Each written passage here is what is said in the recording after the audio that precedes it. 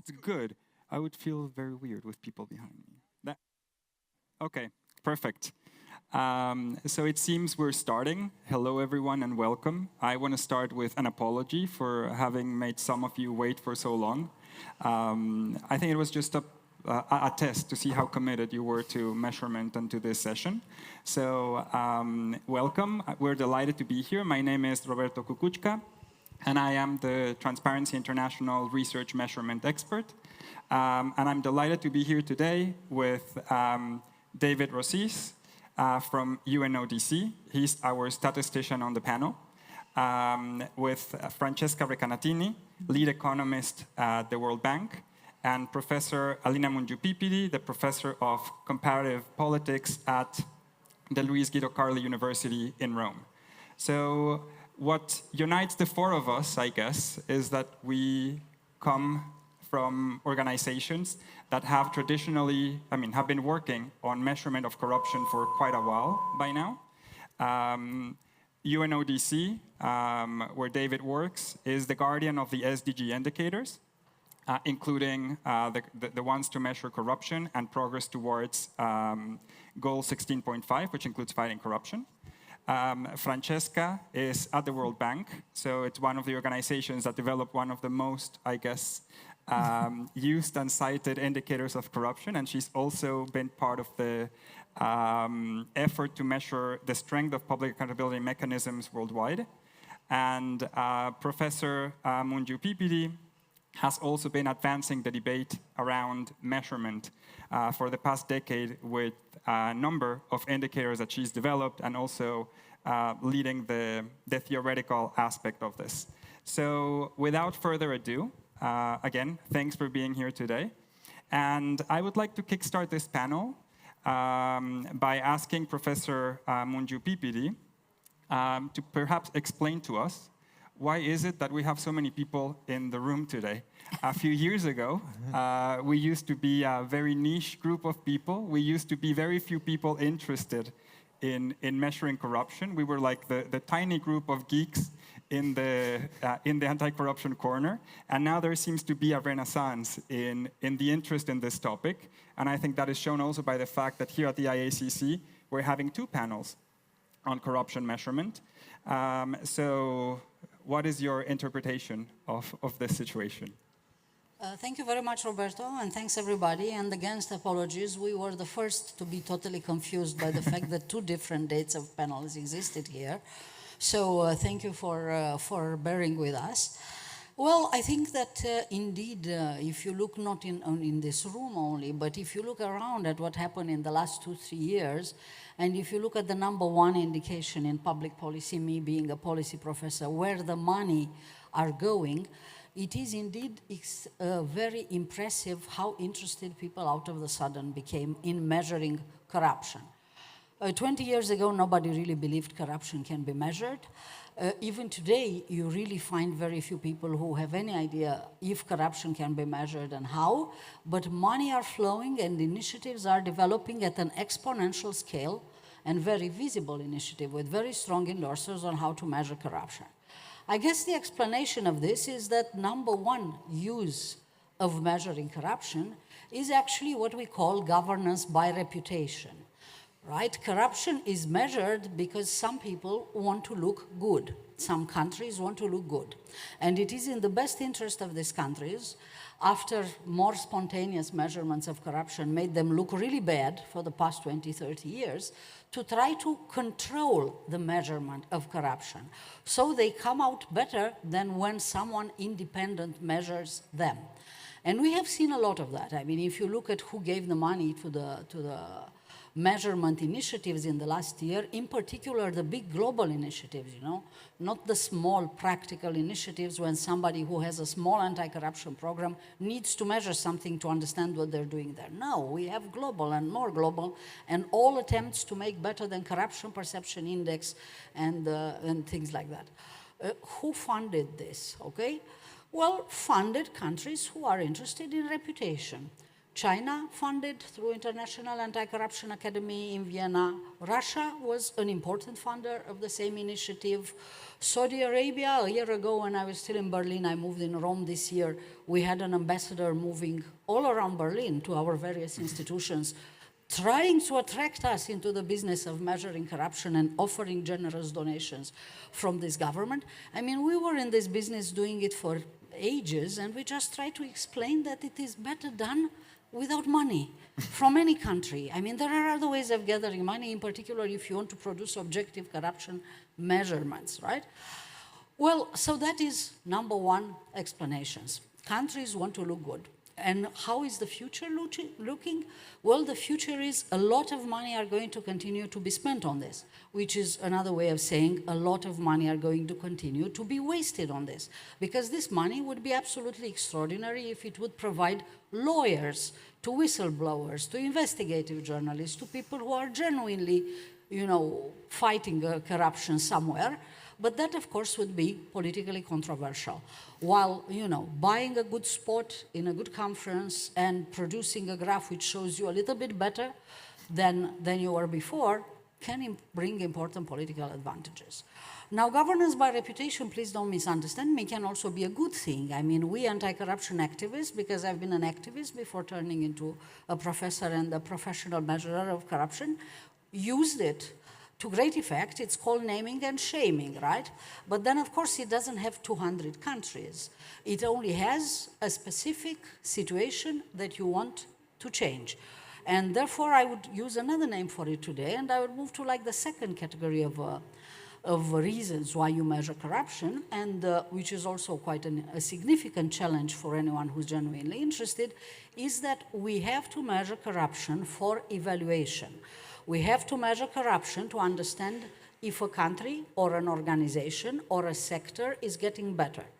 We have to measure corruption in order to understand if the tools that we use against corruption have any impact or not, right? The other thing, even more unpopular than measurement 20 years ago when I started, was evaluation. I remember people, when I produced my first evaluation paper for NORAD, the Norwegian Development and Cooperation Agency, who met me at conferences and who were sort of saying, who are you? Why are you telling donors that our activity can be evaluated? I mean, can't we really continue like spending forever in anti-corruption and claiming we're going somewhere and nobody should come and ask us? I mean, what is this? Well, the world has changed a little bit around, and we do a little bit more evaluations. But I mean, again, evaluations are welcome as long as you do not have a valid measurement, and therefore they do not prove nothing. They only prove that donors should continue to fund inefficient anti-corruption programs in a world which doesn't change very much, in which the very few successes which exist, because they always are, there are groups of people out there who genuinely fight corruption, but then, of course, they don't really, or very few of them come to conferences with us, okay, because they have other worries. Here, the big challenge is, and this is a genuine challenge, is that it is very difficult to trace corruption across time. None of the instruments at point 1, reputation, help us at point 2. From reasons that we write chapters about to explain. And by the way, if there's anybody who's really an academic here, just go to ResearchGate, where we posted with Mihaly Fazekas how to measure corruption, the state-of-the-art academic paper, and you find it there. Today we just, make some anecdotal remarks. So problem is, where is the instrument to allow us to understand in time what happens, right? You cannot do this with perception indicators from a variety of reasons, and you cannot do it with most indicators that we have. First, because countries take a great care not to measure what is relevant in time, and we'll come to David, who will try to explain how we change. We try to change that. What will come out, we will see. But that's what the situation is, I mean, nobody out there, really doesn't know what is relevant and should be measured after all these years. But it's not a good idea to measure it, right? Because then people will know that we do not improve. Then people will know that we just pretend to do anti-corruption and we don't do it. So, a variety of tools exist, but that these tools are better conceived in relation to what you try to do. Corruption is a policy problem, which is distorting social reality from what it should be, and you know what you try to change. Corruption in education, in health, in parliament. Measure it exactly in relation to what you try to change. In my life, not as a professor, but as an activist, I started with parliaments. I measured corruption of candidates in parliament. I agreed with criteria on corruption on everybody because it has to be non-controversial. I then monitored criteria, and I have a splendid time series for 20 years, not only in my country, but in other countries where this was scaled up. This is the best measurement because it's actionable. It allows you to see if the campaign that you do for cleaning parliament has any effect from one year to another or from one election to another. And this can be done in a variety of sectors. Just look at what you want to change. Just try to find something directly observable, which generally exists. We are living a digital era where it's simpler than ever to look at various corruption measurements, and just try to imagine how would this look after you finish your campaign. I will just give one simple example and then move to the third category and end. As part of my efforts to measure academic corruption, education corruption, corruption in universities, I came up with an indicator which basically said how many people compete for a position of professor, such as mine. In the very corrupt country where I was working, there was nobody competing. There was what we call a single bidder for each position because everybody knew who the position was advertised for. And therefore, there were no alternative bidders who didn't want to lose their time on this. Indicators like this, which allow you to differentiate what is normal of what is exception. If normal is that everybody is treated equally and you have transparent hirings versus everybody's fixed, okay, you can do it by yourself. And again, the article with Mihaly on ResearchGate teaches everybody how to sociologically approach the measurement of corruption in your own problems, in the ones that you're trying to solve. Finally, last category, we have to move on, and the shortest but not the least interesting is what I would call measurements of corruption for sport. There's a variety of people out there who are, smart, interesting, and want to publish papers. And these days, people, measure corruption, observing it by satellite, or they put, all kind of bizarre survey questions and combine them into an index. Not all these measurements are bad. They're, however, not meant to be actionable. They're not meant to solve things, all right? But there is a great variety of people out there, very innovative, who just measure corruption in order to have fun, and I guess they do have some fun. Thanks, Alina. So what I get from your intervention is that, over the past 30 years, there's been, several attempts to do this. We've actually advanced quite a lot in terms of what is needed. We've developed several methodologies that are actually quite solid to do this. And I think now there's this sort of push to repackage this, but actually there's been a lot of progress. And I want to go to Francesca now.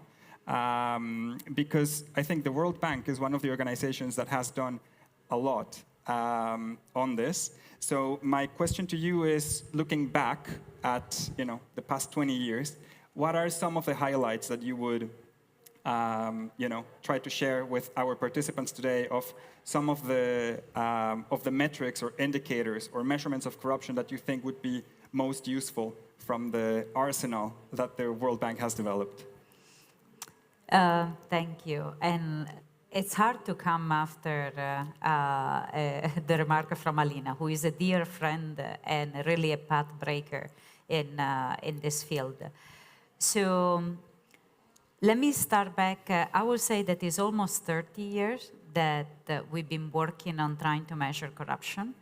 And I just had joined the World Bank. But in 1996, President Wolfensohn started to actually talk openly about corruption.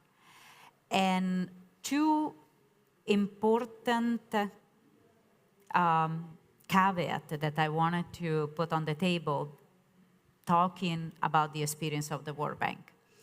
First, for us, the problem of corruption is a problem that we looked at not in terms of perception, but to try to design policy that government can implement to reduce the risk of corruption. So there is a strong policy component that is very important. The second point, and something that we often don't appreciate it enough, not among ourselves that we do it on a more regular basis, but in the broad audience thinking about this issue. When we think about anti-corruption, we're not just thinking about introducing new laws or strengthening the judiciary. We are basically reallocating powers. And this is a fundamental issue that it goes in. Alina made me think about it when was making her remarks. So it's a very difficult issue. It's a difficult issue that often receives many pushback. And indicators for us, we have taken an approach from the beginning. We wanted to measure it so that we know the strength, the weaknesses of a country, where we could help the country suggest a specific intervention. I will share with you a couple of examples of things that have been done in the past, noting that this is an evolving field. We need to continue to think about how to do it better and how to be more precise. You all know about the worldwide governance indicators, that they are produced by Art Cray and Danny Kaufman, who worked at the World Bank. They are not World Bank indicators. They are not used by the World Banks, but they were thought about it inside while the two of them thought about there, and they were working at the World Bank. These type of indicators are not actionable, and I wanted to build on what Alina was saying. They are aggregate indicators that they give you the pulse of the situation. They raise awareness. And when they were first introduced and developed between 96 and 98, it was important to raise awareness and to bring this issue on the table. And I wanted everybody to recognize and give them credit, like for example, the Corruption Perception Index of Transparency International. We went from an environment where nobody was talking or measuring to acknowledging this is an important phenomenon and we need to do better. Now, the issue is that if I wanted to do anything in a specific country, I need to know exactly where to start. And there, we started to develop, and that's a tool that the World Bank developed, what we call governance and anti-corruption diagnostics. They were survey of citizen, enterprises, and public officials on factual interaction with the public administration, trying to complete a public service, trying to complete a transaction with the government, and seeing whether the citizen, the business person, was asked to provide anything additional. So, and on the other side, we also complemented with the survey of public officials, because it was important to understand how things were happening inside the public administration. You don't simply, when we think about measuring corruption, we try not only to look at the experiences, not the perception, the experiences of those receiving the services, but also trying to understand those providing the services, why the service was provided that way, so that we can go back to what I was saying before, think about intervention that could be useful. Now,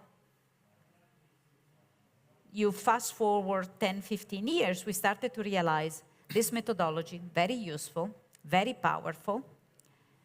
In some country, which they will remain unnamed, when we completed this approach, because we're talking about thousands of citizens, business people, and public officials working in the country being surveyed. When the data was all collected, in a few countries, we were not able to publish it because it was very clear where the problem was.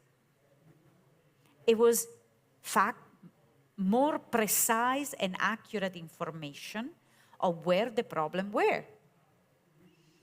In other countries, instead, no, they publish it, they work on it, they thought about it and say, This is where we should start. We should start in strengthening this type of institution.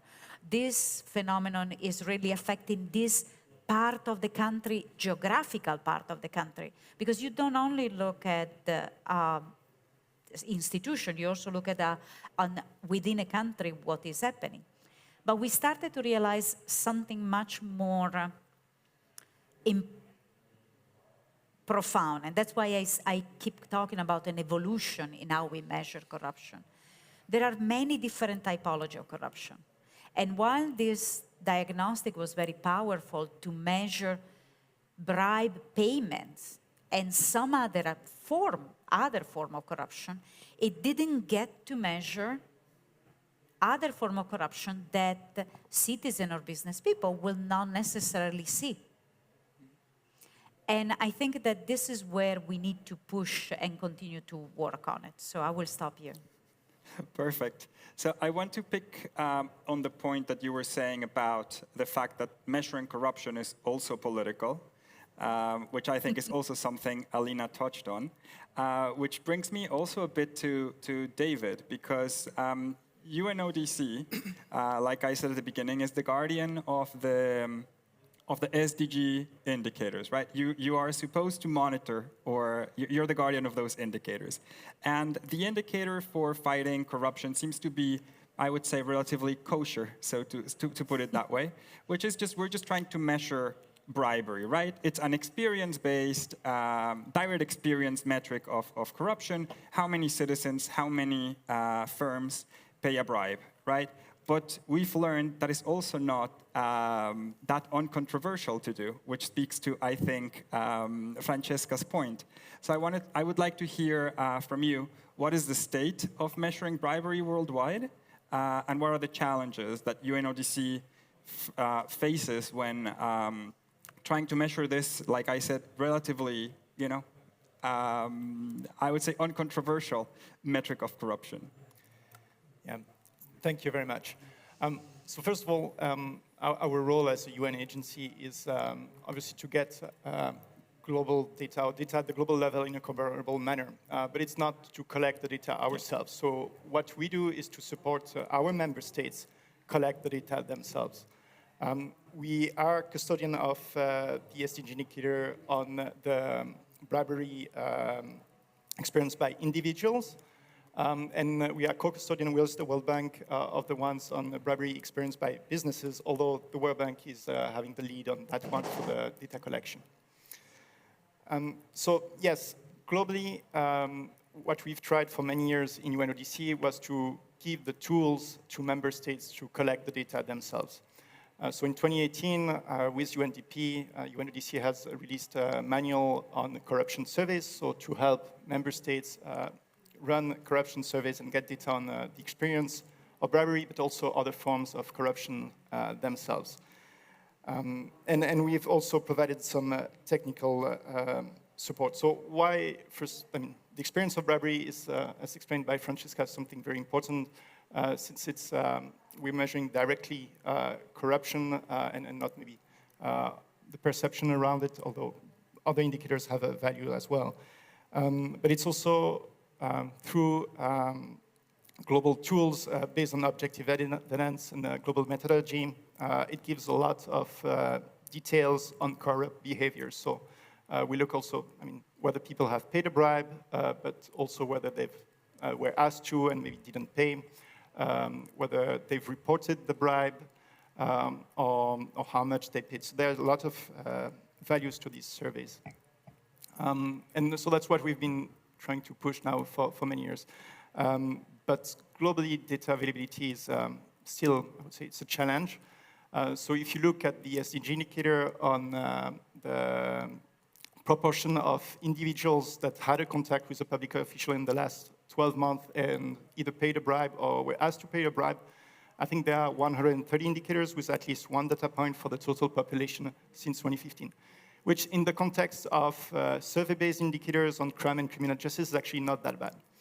But when we look in detail at that, and that's where there's a big but, and you are smiling because you are somehow explaining some of it, but a lot of this data is actually not data collected by member states themselves. So what we have is, for a large part of the data set, is data from the global corruption barometer that is run by Transparency International. So that means that the data on corruption is not produced by countries. And even for countries that do collect this data through surveys, they are not run regularly. So I think in the manual on corruption surveys, the recommendation is to run corruption surveys to get data on the prevalence of bribery every 3 years. But for many countries, we just have one data point since 2015, so that makes, obviously, the trend analysis impossible. And that's also a big issue. So yes, there are some factors explaining it. I mean, that there's, obviously, you need to have strong political commitment, but there's also the price of, or the cost of these surveys, which can be quite expensive. So yeah, that's more or less where we are globally now in terms of data availability, but we do see some improvement. Yeah, thanks, David. And yes, indeed, that always makes me smile a little bit. The fact that I think having a lot of the data on bribery, so this hard metric of corruption coming from civil society, in this case, Transparency International, I think we were discussing this a bit earlier, and it just gives perfect deniability for many countries that on one hand do not collect this type of data, still ask for, let's just come up with these like unbiased, objective metrics of corruption, but don't do it themselves, right? And when someone else does it, they just disagree with either the size of the sample or on technical grounds with whatever. So I think to disagree a little bit with Alina is not that we do not need money to measure. I think what we need is for that money to go to the right tools, some of which have been there for a while. So, but I want to pick up on David and get back to you, Alina, because he also mentioned how this lack of data, or the fact that we have all of these, I mean, it's not only in collecting bribery data or collecting other information, but we have many methodologies that seem to be really good, but were just collected on a one-off, right? And this brings me back to the issue that also David mentioned, which is the challenge of measuring corruption over time, and connects to the issue you had before. And I think it was the second point you raised on, like, why do we need corruption measurement and why are we piloting all of these tools, which is to basically assess the impact of anti-corruption interventions, policies, et cetera, et cetera, et cetera. So I would love to hear your reflections precisely on this challenge of measuring corruption over time, which I think you also mentioned in your opening. Well, thank you very much. If I can ask the organizers to put up the webpage called corruptionrisk.org, and to click in the menu on something which is called Corruption Risk Forecast, which is like the fourth from the rest. Okay, right. So you all see now a map of the world where you see a little bit of flagging, right? You see some red flags which very intuitively suggest countries which do not go so well. You see some green flags, which suggest countries which improve. And you see a lot of orange flags, which suggest countries which are stationary. Now, countries can be stationary where they, at the corruption state that they are, being already in a good state, or in fact being in a good state where corruption, a bad state where corruption is prevalent. Now, what does this exercise actually bring new? So first, this is completely public and we can all use it. I will ask to click on left where it says compare trends by region on the left-hand side of the map. This is an exercise which tries to go inside Corruption Perception Index. We have done research in the past 15, 20 years, and in fact, we know what causes corruption. We know what makes countries which control corruption better, different from countries which control corruption worse. These categories of factors we can build in a model, and we have done this, and using long-term trends of this model, we can actually forecast if a country would improve. For instance, if a country would improve in CPI, which being reputation, everybody cares so much, right, next year, versus it will not improve, right? Okay, so one of these factors you see here, for instance, if you look at this, this is, I think, the budget transparency that you see, but there are like 6 big factors which come up forming 3 categories on which you can follow and try to understand why countries improve or why countries don't improve, right?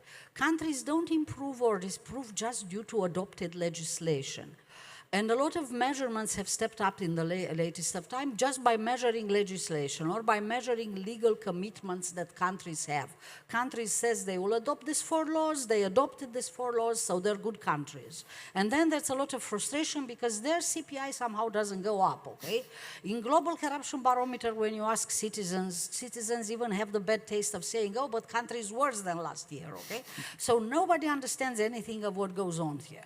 Well, you know, the short answer to this is that there is a complex of factors of which some run very deep, explaining why a society does not manage to control its ruling elites, which spoil public resources to the benefit of just a few, right? And these are not just laws and regulations, because if laws and regulations are in fact implemented by people who profit out of corruption, they will never be well implemented, or simply they will not be the right laws. You know, it's very profitable to measure how many medicines a patient takes if you have given him the right medicines.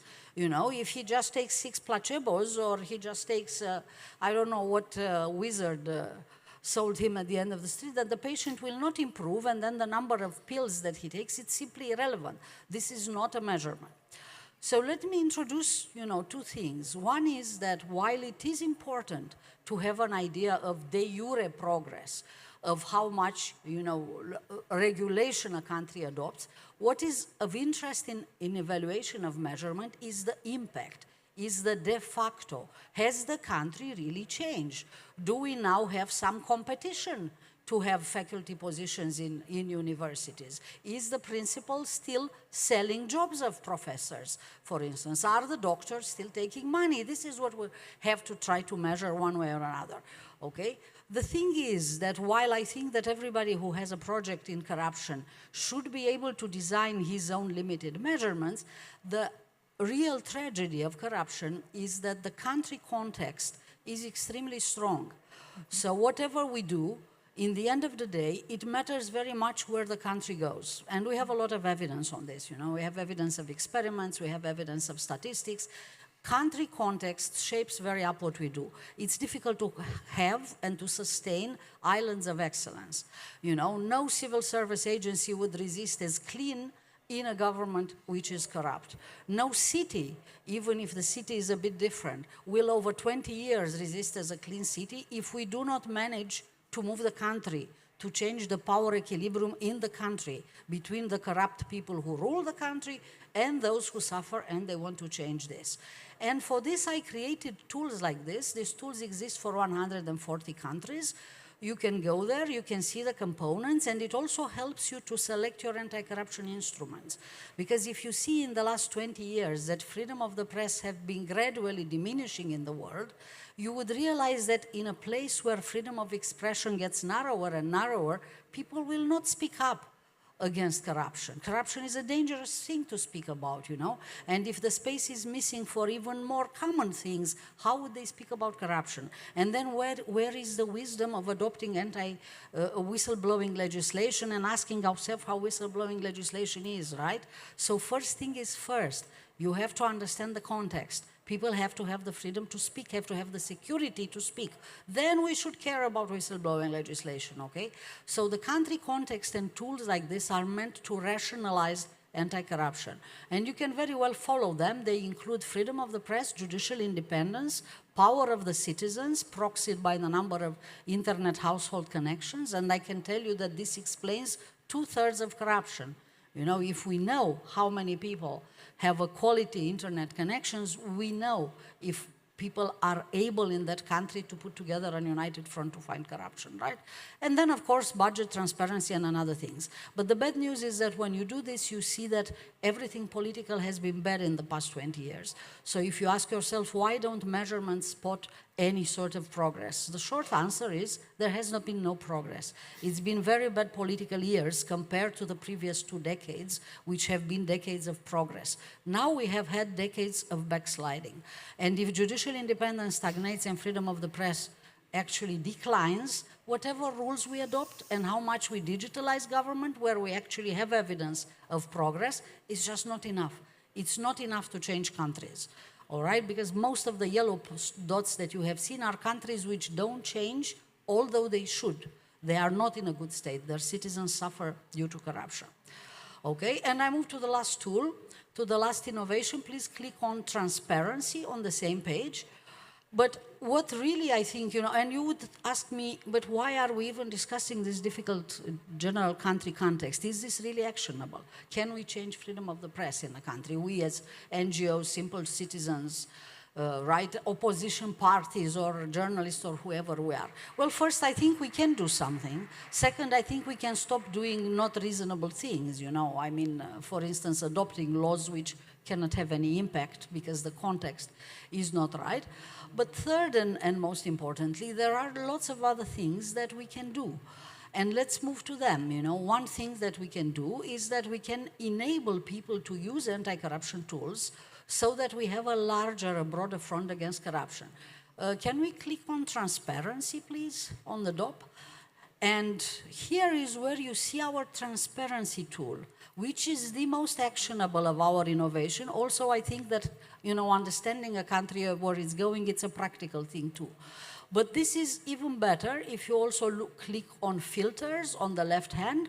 You will see in this map of transparency that we already, due to digitalization, are able to do more than we did 20 years ago. We can measure de facto and we can measure de jure. So what you will find here are 2 different measurements. One is of what transparency regulation country has, and another one is what is really out there.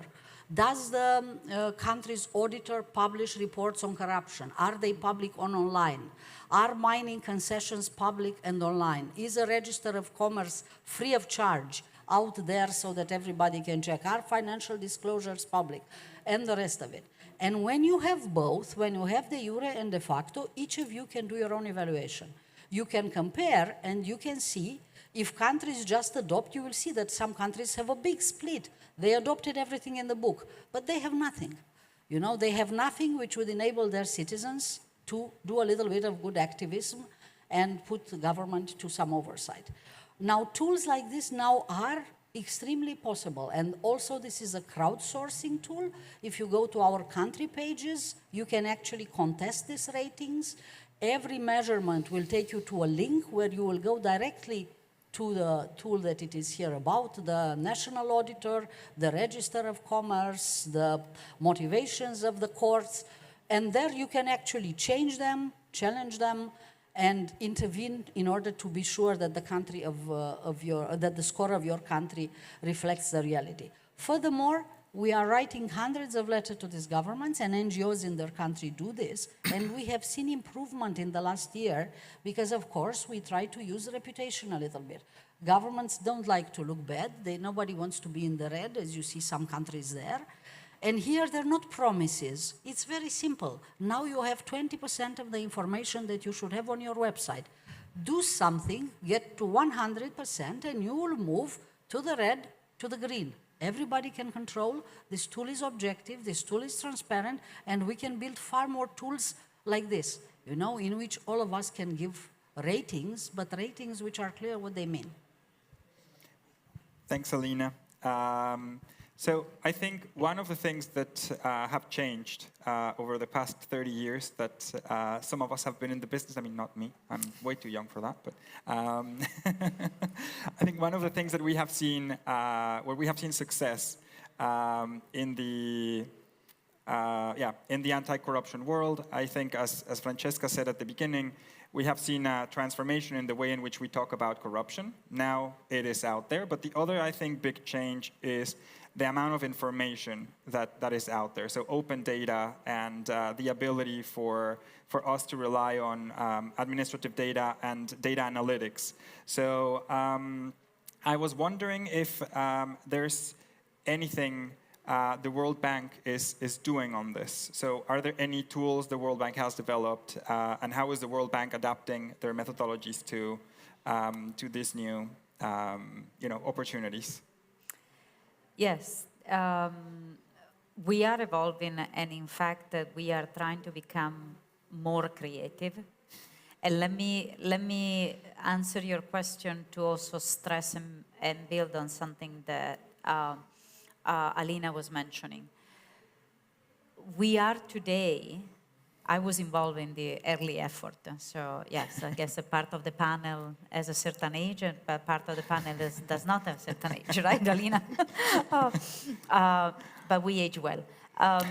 And I think that we have gone beyond now to think that one indicator, one organization, one NGOs can actually measure corruption. And even last week, I was on the website that Alina was showing, sharing with some colleagues inside the World Bank how to use the information for the dialogue with a specific country on fiscal transparency. And there is an important element of complementarity in what we do that I don't want it to be missed, because this is very important. We should be helping each other both in thinking about new indicators, new methodology, and in complementing, because maybe what the World Bank is measuring is limited by the role and the function of the World Bank, and organizations like the one led by Alina or UNODC have different responsibility and mandates and can measure a different part. And this is very important, because corruption is not one phenomenon, is not simple, takes many faces, and we cannot have one number per country and be happy with it. And I wanted to make sure that we get to this.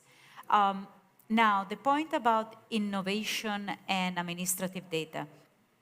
With the push toward digitalization of many of the function of the information that is inside the government and availability of administrative data, we are starting to see this as an opportunity. And it brings me to another topic that I wanted to share with you. So let me share with you an interesting tool that actually was first developed in Brazil in collaboration with the government of Brazil and with the World Bank. And now we are trying to share and adapt. That's the point of the context, in different contexts.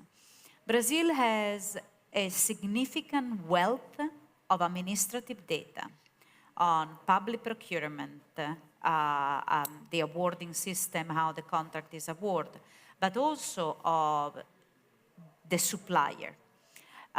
Administrative data about the sentences, campaign financing, especially also at the local level. And all this data is publicly available. So together, the government of Brazil and the World Bank, they thought all this data is available. Let's put it into what they call data lake. That didn't exist when I was growing up, a data lake. And now there is a data lake. And let's start to cross it. Let's try to see if there is any red flags that can emerge. The effort is just to bring together this data, making sure that the data can be comparable, can talk to each other. And then you have a very powerful tool that is not overly expensive to use and to create, that can help you to see if there are potential risks. And we are now trying to export this in other countries, adapting to the context. And what we realize is that often the challenge is about, is the data really publicly available? Is the information, what is the quality of the information? Because you can imagine that this exercise and the power of this tool depend on the quality of the data. That clearly creates an incentive to actually even improve the quality of the data that the government has, so that the government can really continue to have availability of data and use the data available. Which brings me to another point that I kept thinking as I was listening to my colleagues making their remarks. I really wish that one day I will be fully unemployed and I will not to have to go back to the same country with the regularity every 10, 15 years, sit at the table with a different counterpart and say, okay, how do we measure corruption? And go back to have the same conversation or similar or a different. So to me, who collects the data and how do we make sure, and it goes back to the point of the money because it's also so that the data is actually collected for the purpose that the country can monitor what they are doing and there are no interferences from outside, political interferences. So can we also think not only about indicators per se, but how to make this sustainable over time?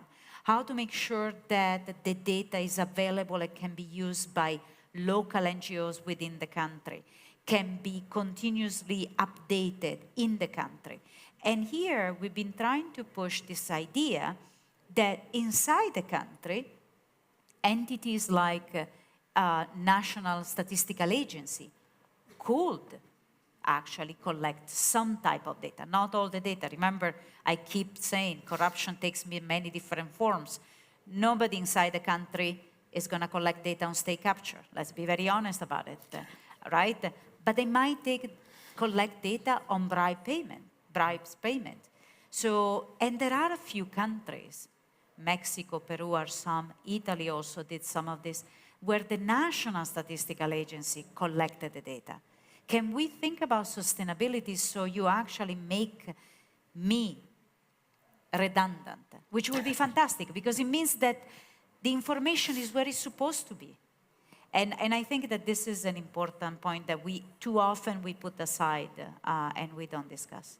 Thanks.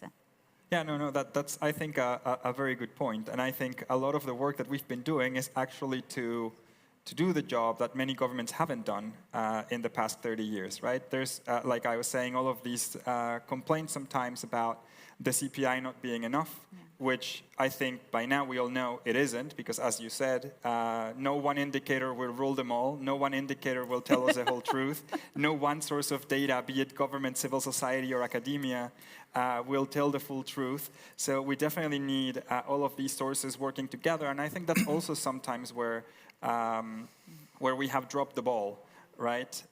Because I think there are problems, I guess, and biases in all of the different sources of data that we can collect. So I think triangulation of the different sources, triangulation of corruption data, but not just corruption data, because I think one of the takeaways from Alina's intervention as well is that many of the solutions to corruption are actually not direct anti-corruption interventions. We will require data on, implementation, on court decisions. We will require data from how, expenditures, budgets, et cetera, et cetera, et cetera. So I think all of this is really important to keep in mind. We've made some progress, but as you say, data on state capture is still not available. Probably we never will, for obvious reasons.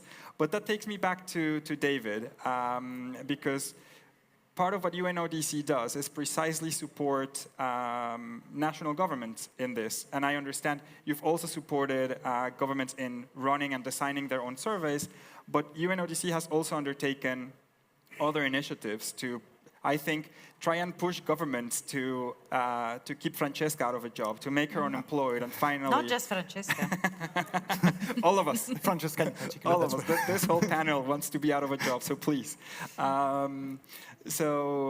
Yes, can you tell us a little bit more about what UNODC is doing? And yeah, sure. No, for the very same concern that were mentioned by Francesca, I mean, no indicator will give you a full picture of corruption. And that's not only a concern of UNODC, but I think that has been acknowledged by countries. There was a request by the special session of the General Assembly on corruption to provide a statistical framework on measuring corruption, broadly speaking. And then UNODC has collaborated with multiple partners, and the UN Statistical Commission has also consulted member states to develop a statistical framework to measure corruption. And that framework includes a large number of indicators, but really helps government organize statistical data and non-statistical data from various agencies in order to measure multiple facets of corruption. And I think around this panel, there are some people who know the tool even better than I do and who worked on it. So maybe I can just explain a bit what we're doing.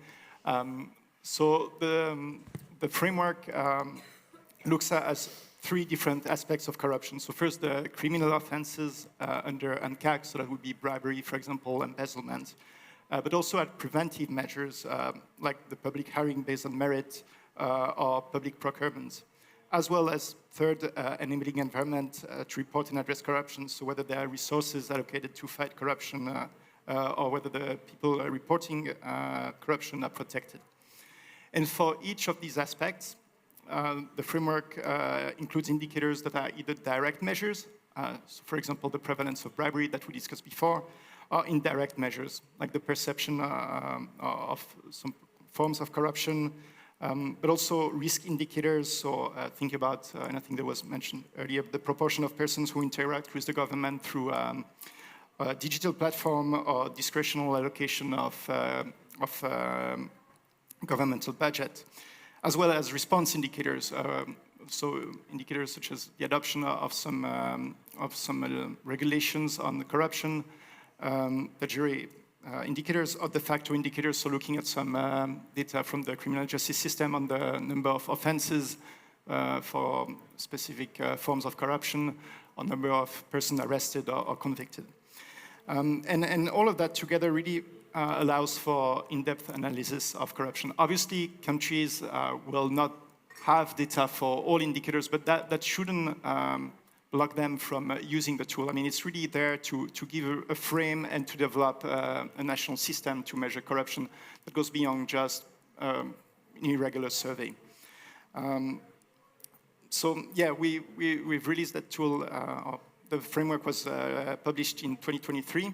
Now UNODC is trying to support some countries in adopting it, and we hope that slowly member states will also use that framework and really develop their own data, or at least organize their data in a meaningful way that allows for a really better understanding of multiple forms of corruption and also informed policies.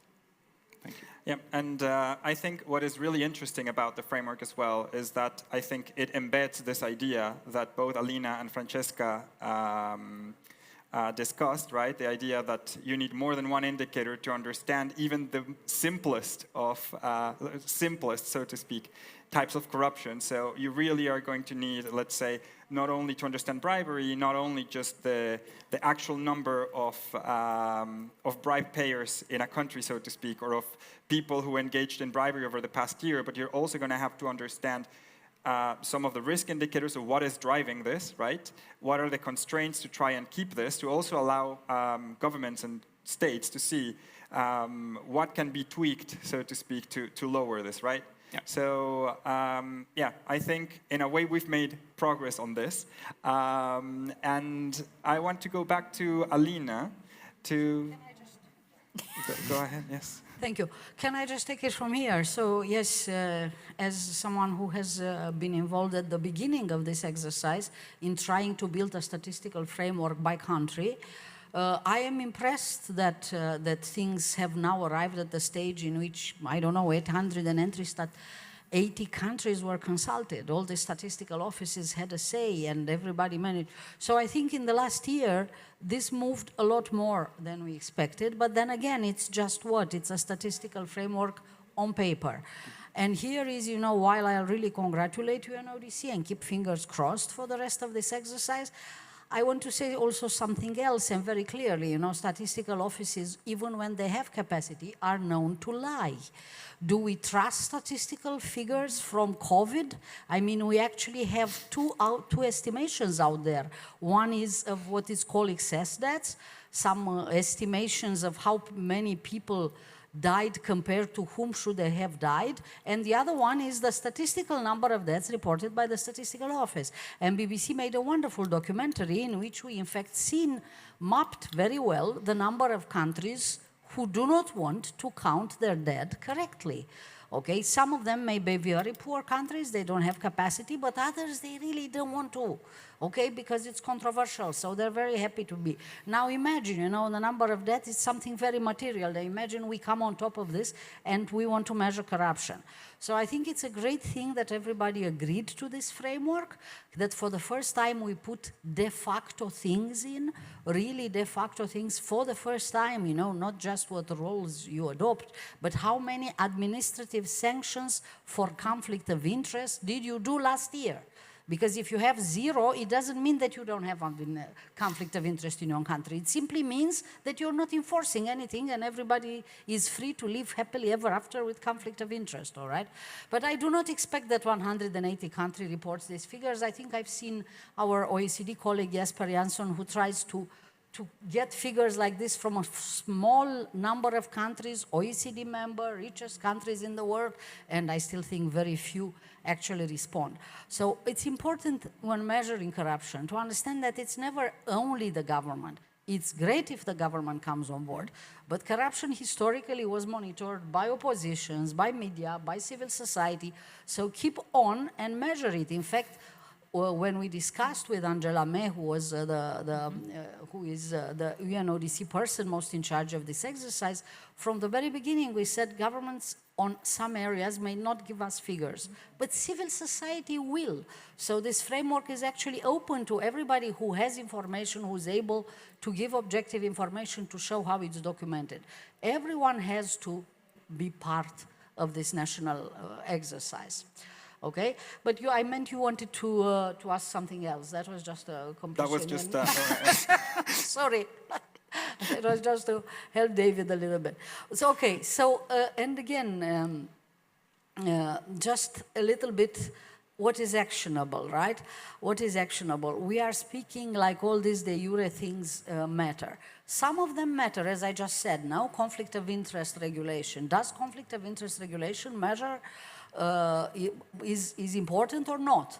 Okay, this is a research question. If we measure, we can answer that. And in fact, I know the answer to that. It's not the countries in the world which have like the broadest regulation of conflict of interest, which are the least corrupt countries, unfortunately. If you take Europe, which is the best documented, and here I come to something that we work jointly with the World Bank, one of our past cooperations, which fortunately will now move into the future. The World Bank used to have something called Public Accountability Framework. This was one of Francesca's creations, actually. And this existed until a few years ago, some years ago already, in which they basically map the comprehensiveness of accountability, basically corruption preventing regulation, for quite a significant number of countries, over 80 countries. I gave the database for years to my students to work on it, right? And some years ago, using some of our European research money, we used this and created something called europam.eu, which you can still find, which looks at preventive regulation for European member states and all accession countries.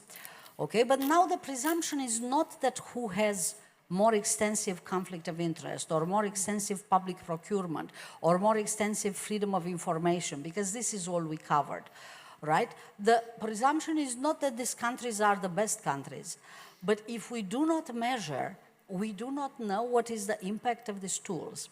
And when you look in Europe, you see that very shockingly, a country like Hungary, for instance, has the most extensive regulation in the world. A country like Finland, which is among the top countries in the world, well controlled, has very little regulation. Basically, Finland regulates everything by transparency. They don't adopt all the rules and the arsenal. Okay, but in order to know this, in order for countries to learn of this, we have to document, we have to measure, right? And we're going to do this now due to a new horizon, a mega horizon project that we won, which is called BRIDGEGAP, in which we will do for European Union and all accession countries, we will map all corruption-related regulation, both prevented and criminal regulation, thus documenting the de jure. But in the same time in this project, we will put together a number of de facto indicators, like for instance, how competitive your procurement is, and we will create an app so that each of you, unfortunately, we do not cover African countries, okay? So really very sorry. It will mean other millions. It's been a lot of capacity on this. Everybody using this app will be able to test directly the impact of regulation, to see if regulation delivers what it is supposed to deliver, and to understand what is missing from this context. What else do you have to do to enable good rules, even if when you're lucky enough to get some? Okay, thanks, Alina. In the interest of questions from the audience, I will give Francesca and David like a final 1 minute closing, let's say. If you don't have any, you don't have to say anything. But if you have like any last, famous last words, I won't give this to Alina because she's spoken enough. So but I can start with Francesca. Anything that you would highlight from panel or as lessons learned from the past 30 years that you've been around? I wanted to look at the future, especially because Alina mentioned the public accountability mechanism exercise, that money stopped to be available, and so we had to discontinue. I wanted to look at the future, and because I think that while we're doing a lot of work in measuring different parts of the ecosystem that help corruption to materialize, the impact of corruption, there's still some area where I think we need to do better. So this is my list. If anybody has idea, I will welcome them. One is, and it's very important for where I sit, I engage with country to implement policy reform. So to me, one area where we don't have enough data and we don't talk enough about it is the area of nepotism and patronage. And it's very important because that determines the quality of the government and the public administration. And so I can have the most perfect intervention, but if the system is not good to, unable to implement it or unwilling to implement it, it doesn't help. So this is an area where we need to find better, more precise, more accurate measure on this, and it's very important. The second is about state capture.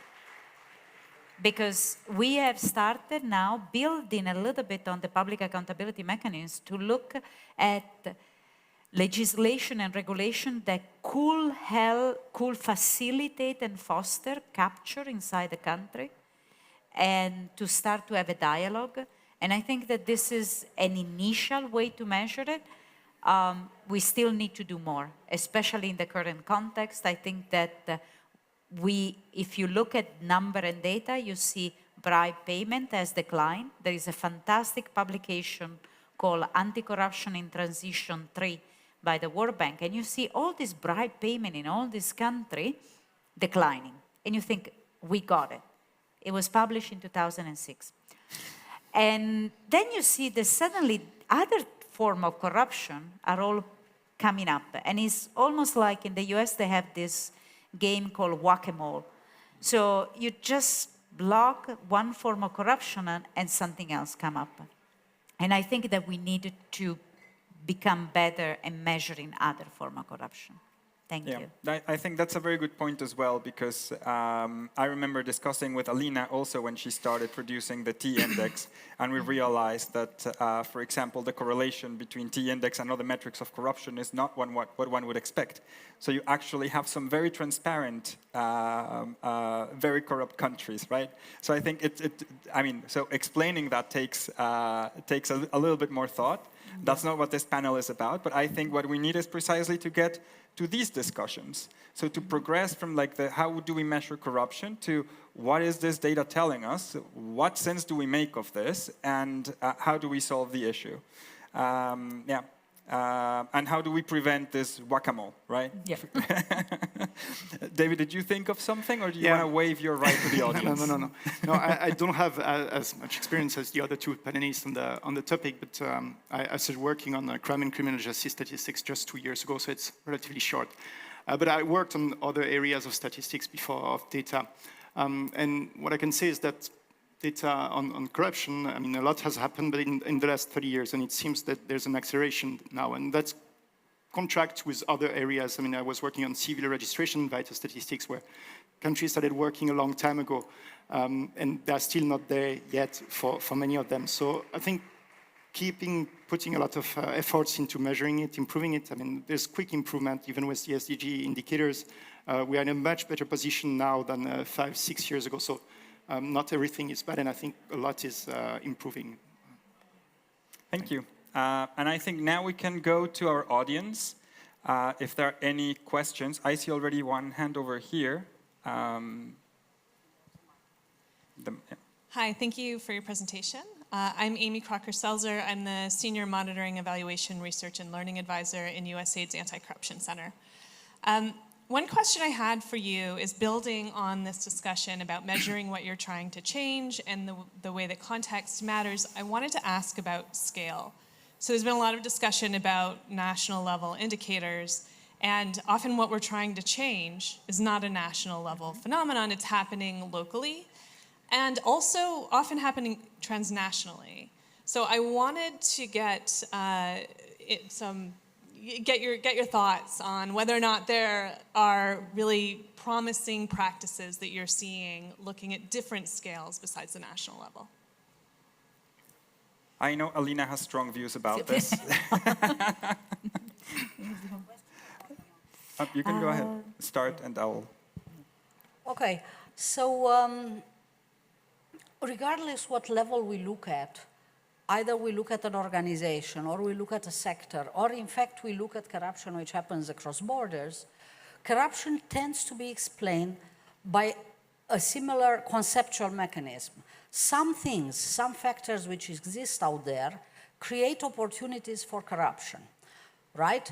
For instance, somebody is so strong and without any form of, oversight that he can afford to take more than his due, and then he will do that. That is human nature, right? So if we monitor power discretion, we would really know what opportunities for corruption exist, right?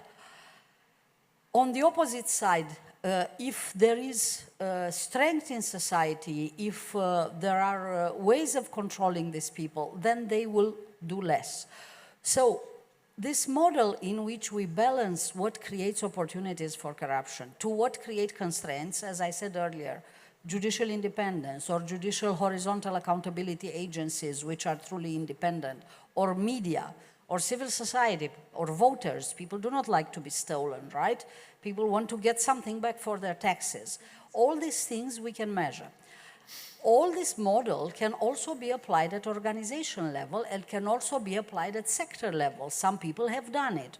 All right, after we coined this theory about 15 years ago, and which is also related to, there is something called crime opportunity theory, okay? So this macro theory that I put together on corruption has a correspondent in older theory, which basically says that crime comes out due to opportunities which exist and deterrent factors which exist in out. And this is how the UNODC actually statistical matrix is conceived.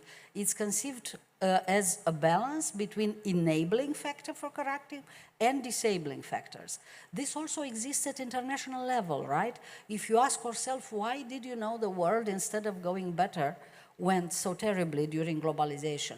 Globalization brought, multiplied opportunities for trade, and trade is supposed to cure corruption. But the opposite seems to have happened. Well, the answer is that globalization multiplied opportunities for corruption so much that the good constraints that it had built, UNCAC, all the other international legislation, the compliance, a number of things that we have done, are just insufficient.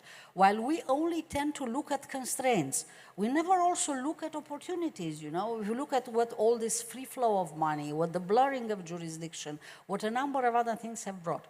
I mean, again, there is good work from younger people than me, but who worked with me at some point, who look at how to do this balance at sector, at city, in a variety of levels. And you can do this, you can do this for a sector like international shipping, it's already done. Okay, you can do it for customs, you can do it for regions. I've seen it done very well for Mexican regions. I've seen it done for regions in Spain or in Italy. Just you have to research what are the enablers, what are the disablers, and then to measure to see what actually is out of tune, what is strongest, and create this disequilibrium You know, the suboptimal equilibrium which corruption is. This is totally measurable. We can measure anything to the condition that we understand. That's it, in the end of the day. A quick follow-up. When I quickly spoke about the governance and anti-corruption diagnostics that I was referring, and the idea at the time was to do each one for a country that will request to be doing this process. They are not comparable across country because they get adapted to the context. And they had a lot of information at the subnational level. So the subnational level to me is something that I agree with you. We don't think enough, both of the opportunity and the challenges, because there are many different realities. The same diagnostics, and that's what the other part that I went very fast in my comments, included this survey of civil servants, of public officials, about how things run in their offices. So you could also go and see by ministry the level, exactly the opportunity and the constraint that Alina was describing. And we started to do it more than 25 years ago, and we were in part a victim of our success. Because if you do have all the different ministries where their own employees tell you, we know that there is a lot of misuses of the budget, that promotion and hiring are not based on a transparent process, education, etc. Then it's becoming a very difficult reality for any government to digest. But there are tools, and there are tools also at the sectoral level. That's the area where we have not done enough. There is a very interesting new initiative that I'm learning, again, outside the World Bank, local, inside Paraguay. Small NGOs developing fantastic tools to match data. So we go back to also to your question, that the Ministry of Education is publishing with the data that is getting to the school, with the very interesting methodology that also take into account the context of the country. And so these are, I'm happy to share more experience if you are interested, please. Any other questions? Yes, there's a question here at the front. Are there, there's another one here in the back, so maybe we can start collecting a few. So, thank you very much, and thank you very much to all the panelists. This was a very interesting session here. So first, I would like to introduce myself. My name is Khalid Boubshaid. I'm with the Oversight and Anti-Corruption Authority of the Kingdom of Saudi Arabia. I am also the policy lead on the measurement of corruption for the kingdom. So this isn't a question, but I guess maybe just to address some comments that were misleading that were heard in the beginning of the session.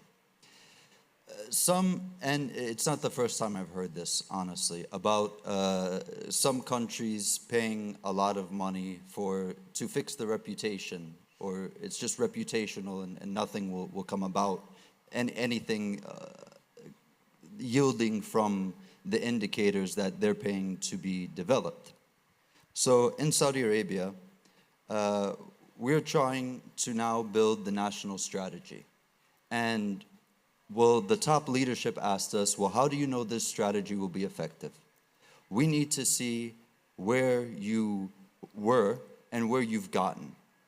But the issue with corruption, measuring corruption, that we found that there's two sides of it. There's the prevention side, and then there's the enforcement side of it.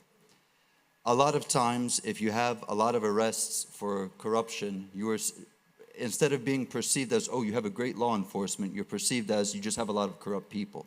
So sometimes there's a double-ended sword there. So what we did last year, yes, we did finance a conference, but this conference brought together civil societies, academics from around the world. And just one more step is that we didn't start the initiative on measurement of corruption. It was actually the Italian Republic that did. We were just building upon their work. So what we're doing is we partnered now with the UNDP to develop 3 indicators. And these indicators will help us just see our progress. It's not saying that these indicators are these are the only indicators that's going to be out there. And if you look at these indicators, and if you look at the data from other international organizations, you see that, I'm not going to explicitly say them, but you see that a country could have gaps in specific areas. And a country needs to try to fill these gaps with doing the right thing, whether it's legislation or anything about that. And for so long, we've been trying to fill these gaps. And before we were not depending, but I would say looking at the CPI. And we, like many of our, the distinguished panelists have said, is that the CPI wasn't completely reliable, but I do think that the CPI was a good starting point of where a country should start looking to start having reforms. So just to build on now everything I've said, why specifically are we doing this? And I'll give you one example. Saudi Arabia has just renewed their participant status in the OECD Working Group on Bribery. But we're not doing this just for our reputation. This actually helped a reform happen in the Kingdom of Saudi Arabia, because one of the I guess, prerequisites would be that you have to criminalize foreign bribery. With the help of the OECD, we were able to convince our leadership to criminalize foreign bribery, and we were successful at that. So we will be using the reports from the indicators that are being produced by the UNDP to help further push change in Saudi Arabia. Yes, I know there's maybe some individuals have a misconception of what Saudi Arabia is doing and their intentions and everything like that, but I can tell everyone here as the policy lead that our intentions are good. We do want to change. We want to be great like other countries around the world in fighting corruption. So just to clarify, it is not reputational at all. Like okay, 0%. so I guess there will be indicators on civil society participation and press freedom as part of that? This is the thing. With each of these indicators, so we started out with indicators Y. I'll tell you them. One of them is procurement, integrity and procurement. If you speak to any academic around the world, the academics will tell you that procurement is where most corruption happens inside of a country or a government or whatever you want to, however you want to classify it. The second one is your compliance with international standards, such as FATF recommendations, the UNCAC, the OECD convention. The third one is, which our panelists have expressed a lot of interest in, is experiences in bribery. Like I said, okay, these are not the only 3 that would be there. If another country would like another indicator, they can put up the money to put another indicator, and we will also be on this ranking indicator, however it is. It's open. The advisory boards for these 3 indicators have civil societies. They have international organizations. They have academics. We are in line with Article 61, consulting with experts to assess the measures, the corruption inside of our territory and the effectiveness of the measures inside of our territory within these 3 categories. But we had to start somewhere. As you said, it can't just be done by one organization and one face and everything, but we're starting. Again, this started from Italy. Italy gave us the idea with 8/10 when they had the resolution on measuring corruption back in 2019. And then now we're just building on this. I can give you the whole story of how we actually got to the measurement of corruption, but it's an area of interest for us because we actually do want to get better. So these 3 indicators, again, are just a start. We have civil societies putting their words in and their ideas in and on how these indicators should be developed. We've actually asked some people who have criticized this initiative to come in, tell the UNDP what they think is wrong with it.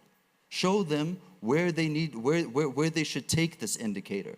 Okay, you really want a country to show how corrupt they are and you have these ideas, be an advisor to them. You understand? Okay, thank you very much. I mean, just to give you a very free advice, if you want, right? tell us what are the sectors where you want to measure corruption, and I will be happy to give you an email for free how to do it. You really don't need to go in the international arena and spend all this money unless you really care for reputation. But you are entitled to care for your reputation, as is everyone here. That's not a problem. Okay, what are the sectors where you are bothered by corruption? Let's do this by email, and you will be surprised how much free advice and methodologies already existing you will get, okay? You see, even though we are the donors for this initiative, we ourselves want to be unbiased with it, and we're letting the UNDP develop the indicators however they see fit, because they have experience with developing indicators, not just in corruption. They have the human rights. In corruption, not, yeah, actually. But, okay, thank you very much. Let's move to someone who was behind and who's been very patient. There was another question here, because this is not a Saudi Arabia. But thank you for coming. Yes, thank you. There was another question back here, I think.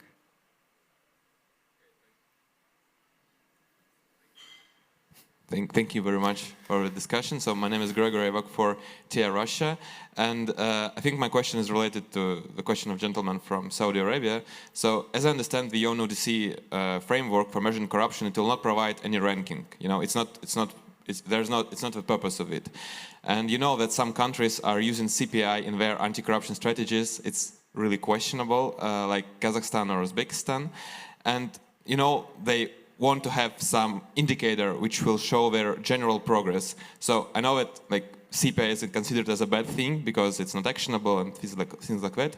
So do you think there's any ranking which would be useful to put in anti-corruption strategy to evaluate your progress, like Freedom House or Varieties of Democracy or Bertelsmann Index or things like that? So is it usable to put any, or rule of law index, to put it in any anti-corruption strategy to measure your progress?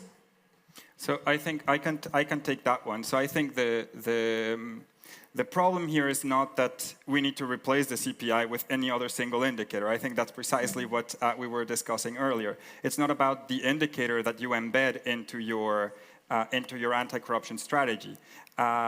It's more that I think what the CPI has done over the past 30 years is that it has served, I think, as a placeholder for the lack of other data, for the lack of sectoral data, local data, experience data, budget data, nepotism and patronage data. So all of that is, in a way, encompassed in the CPI in a way that is like very difficult to know what is this and so on. So it's not that the CPI needs to be replaced with something else.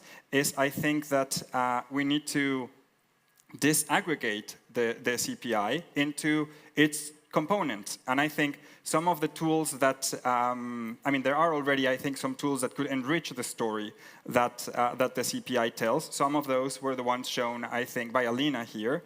For example, the T-index, which was on the screen briefly, which shows, for example, what is the level of transparency that governments promise. For example, many, I think all countries in the world by now signed UNCAC, right? But not all of them make the UNCAC reports publicly available, for example. So it's like, why isn't that information publicly available? There are all of these other, I think we also heard FATF, there are all of these commitments, right? That we can actually start and look at to see what the progress is, but that is not yet being done or not being monitored. So I think the solution is not changing the indicator, but developing perhaps a basket of indicators with more data. The example I usually give is if you look at economics, right? The overhead indicator is usually GDP, and you have that figure, that means everything and nothing. So if you want to know a little bit more about the economy, you start looking at how is this economy built? What are the sectors? How much do they contribute? What's the Gini coefficient? And that's how you evaluate the different elements of the economy. And I really wish that the corruption framework eventually, or our understanding of corruption would eventually get to that as well, where you have indicators that tell you, I think as Francesca said as well, a little bit of what is the overall pulse of the situation, right? And then you can dig down a little bit more with data produced by different organizations to understand the full picture. If I may, I mean, we should disaggregate two things, right? If you want to change your country, you're not going to do it by 180 countries' indicators. Yeah. Because the more general an indicator is, the more non-specific it is. You know, there is just as much information that we can retrieve for a large number of countries. You know, you have to look at the organization, the sector, and your country. How many cabinet members, just to give a simple example, are related among themselves? You know, the example with nepotism. Some of the fun measurements that I have seen. I have seen a doctoral student in Sweden who built his dissertation using just names which existed, people who worked at the royal court for 400 years. And he was able to show how in 16th century or 17th century in Sweden, there were a very limited number of names because they were all families. You could not get to work in the court unless you are somebody's relative or a client, right? And then more and more, the name became more diverse. There is a similar, very nice paper about Department of Economics in Italy, my new country, as an academic, right?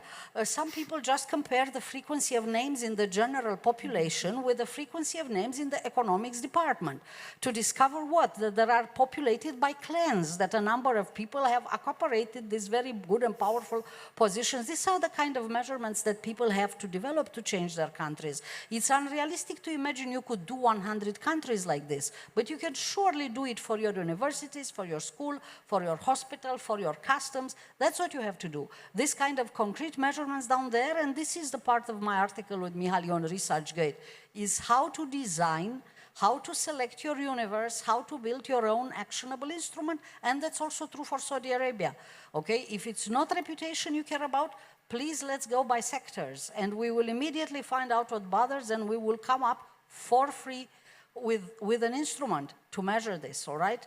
This instrument will have to show, because benchmarks exist out there. The benchmark is that you should have a government or a bureaucracy hired by merit. So number one indicators are how many people there are hired by merit compared to being relatives, compared to being client. You know, I ask my students, I do 2 exercises in class, both fun. One, I ask my students, you know, on a scale from 1 to 10, in which on one end is everybody's achievements in life are correlated to merit. And on one is everybody's success in life is correlated to connections. Where would you place your country? Now, this sounds very subjective, but people don't think twice. People always know where their country is. And in the second stage, I say, okay, what indicator do you have in mind? And when you move to this, you see that people come up with a variety of indicators which you could actually measure. All right, if you have a government, or if you have all the heads of the police who are, you know, Tonton Makute, who are people who have not managed to finish the first 8 classes of school, definitely they are not the detectives from movies who are there due to their capacity. I mean, these are the kind of things that you should measure, right? Correlation between merit and a position of power and privilege that people have. On capitalism, and that's the last thing that I say, another exercise that we do is on capitalism. We take the top of 10 capitalists on a country, we do this for a variety of countries, and we look how much of the fortune and the wealth of these people have come out due to the fact that they innovated, they had these brilliant business ideas, versus the fact that they inherited this, they come out of you know, public concessions or of public contracts which they took because they are connected to who has power of privilege. That is the answer to you. Do you need 100 countries to compare? Maybe you do, because maybe the countries have different values on this. But actually the answer is in everybody's country. What is the benchmark? And we know the answer because we have global corruption barometer. There is a universality of values presently. Everybody wants a government which treats everyone fairly and equally. I do not know how we arrived this, but it's really a big success of history that we really want this. Nobody ratified United Nations Convention Against Corruption with reservations, as they actually did the UNHRR, the Convention of Human Rights. Nobody. Nobody admits today that there is some cultural relativism of corruption, because they cannot afford to. Every citizen wants to be treated equally. Everybody wants equal return for their taxes. That means we have benchmarks. How do we measure? We measure against this benchmark. Do we need 200 countries and an army of donors? No, we don't. All we need is a bit of will to do it.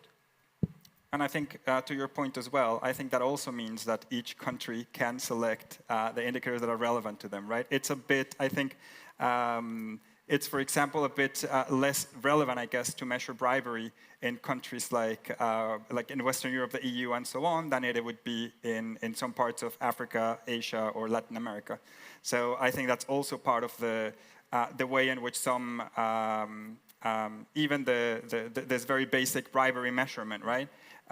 If you measure only that, or you measure only 3 indicators, and you select things that are more related, I guess, to underdeveloped countries, not underdeveloped, but like to poorer economies, I guess that will also paint a picture that is not necessarily in line with other problems that exist, right? Of course. In our case, if you look at bribery experienced by individuals, that may affect more, I would say, countries, lower income countries.